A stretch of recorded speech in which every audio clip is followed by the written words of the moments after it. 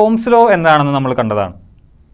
Ohm's law അനുസരിച്ച് temperature constant ആണെങ്കിൽ ഒരു കണ്ടക്ടറിൻ്റെ രണ്ട് എൻഡ്സ് തമ്മിലുള്ള പൊട്ടൻഷ്യൽ ഡിഫറൻസ് ആ കണ്ടക്ടറിൽ കൂടി പോകുന്ന കറൻറ്റിന് ഡയറക്റ്റ്ലി പ്രൊപ്പോർഷണൽ ആയിരിക്കും.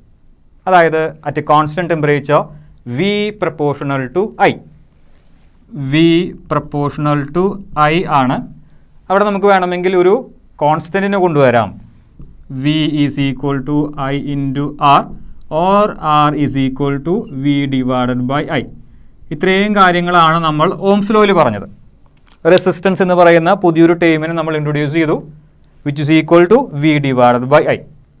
തന്നിരിക്കുന്ന കണ്ടക്ടറിൻ്റെ ലെങ്ത്ത്, ഏരിയ, അതേപോലെ തന്നെ അതിൻ്റെ നേച്ചർ. ഇപ്പോൾ നിങ്ങൾക്ക് വേണമെങ്കിൽ ഒരു കണ്ടക്ടർ, അത് വേണമെങ്കിൽ കോപ്പർ കണ്ടക്ടർ എടുക്കാം, അലുമിനിയം എടുക്കാം, അതുമല്ലെങ്കിൽ സിൽവർ എടുക്കാം, എന്ത് വേണമെങ്കിലും എടുക്കാം.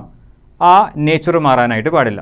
അതേപോലെ ആ കണ്ടക്ടറിൻ്റെ ഏരിയ മാറാനായിട്ട് പാടില്ല, ആ കണ്ടക്ടറിൻ്റെ ലെങ്ത്ത് മാറാനായിട്ട് പാടില്ല.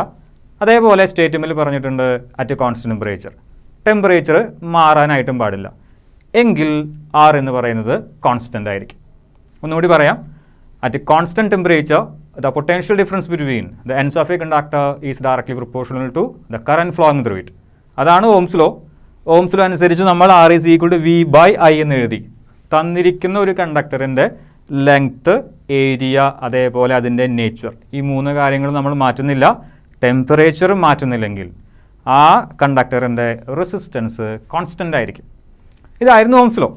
ഇനി വേറെ ഏതെങ്കിലും രീതിയിൽ ഈ ആർ എന്ന് പറയുന്ന കോൺസ്റ്റൻറ്റിനെ നമുക്ക് ഡിഫൈൻ ചെയ്യാനായിട്ട് സാധിക്കുമോ? ഇതാണ് നമ്മുടെ മുമ്പിലുള്ള question.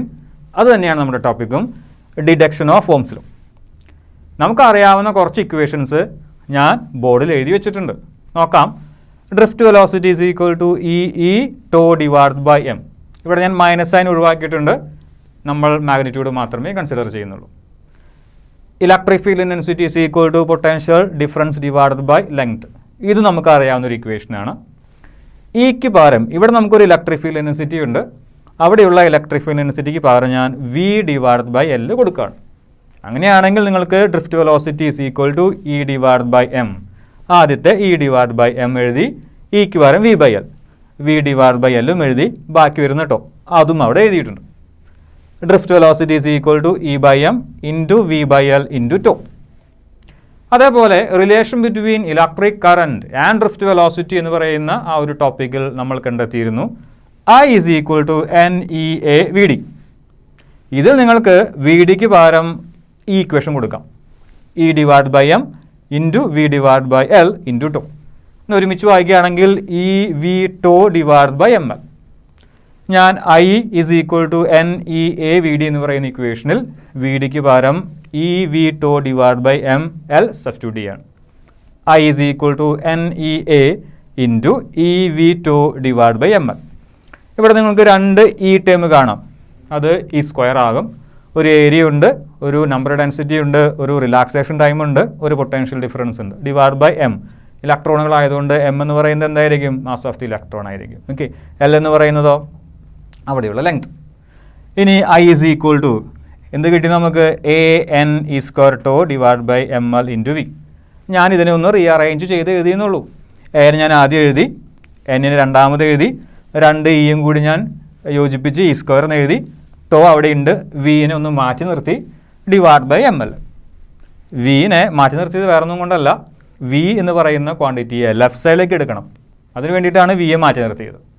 I is equal to A N E square tau divide by M L into V. V എന്ന് പറയുന്ന ടൈമിനെ, പൊട്ടൻഷ്യൽ ഡിഫറൻസ് ആണ് വി, വി എന്ന് പറയുന്ന ടൈമിനെ ഞാൻ ലെഫ്റ്റ് സൈഡിലേക്ക് എടുക്കുകയാണ്. I divide by V is equal to A N E square tau divide by M L. ഇതിൽ ഐ ബൈ വി നമുക്കറിയാം. അങ്ങനെയാണെങ്കിൽ റെസിപ്രോക്കൽ എടുക്കാം. V divide by I is equal to ഈ ടൈമിൻ്റെയും reciprocal M L divide by A N E square tau. ശരിക്കും എന്താണ് V divide by I? അതാണ് resistance. R is equal to M L divide by A N E square to.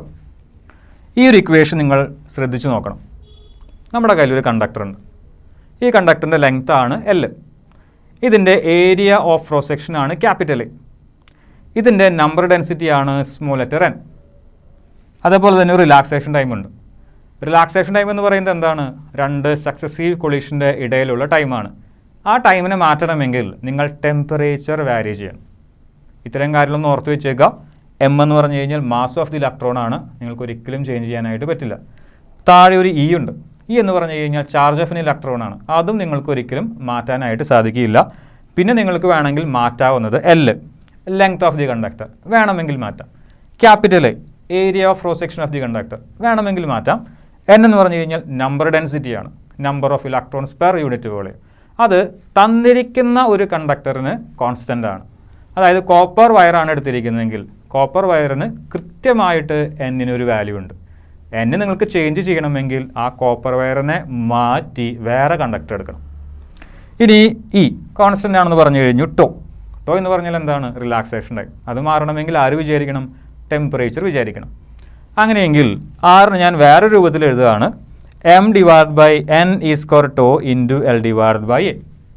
നിങ്ങൾ നോക്കൂ, R എന്ന് പറയുന്നത് തന്നിരിക്കുന്ന ഒരു കണ്ടക്ടർ കോൺസ്റ്റൻറ്റ് ടെമ്പറേച്ചറിൽ വെച്ച് കഴിഞ്ഞാൽ കോൺസ്റ്റൻ്റ് ആയിരിക്കും.